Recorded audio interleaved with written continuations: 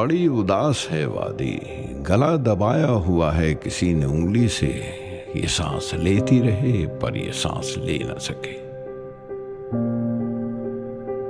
درخت اگتے ہیں کچھ سوچ سوچ کر جیسے، جو سر اٹھائے گا پہلے وہی قلم ہوگا۔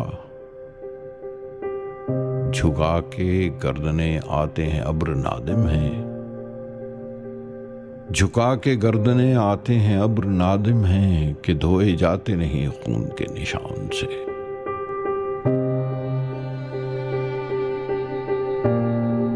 ہری ہری ہے مگر گھاس اب ہری بھی نہیں، جہاں پہ گولیاں برسیں زمین بھری بھی نہیں۔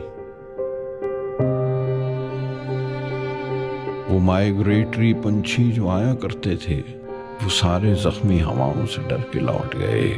بڑی اداس ہے وادی، یہ وادی ہے کشمیر۔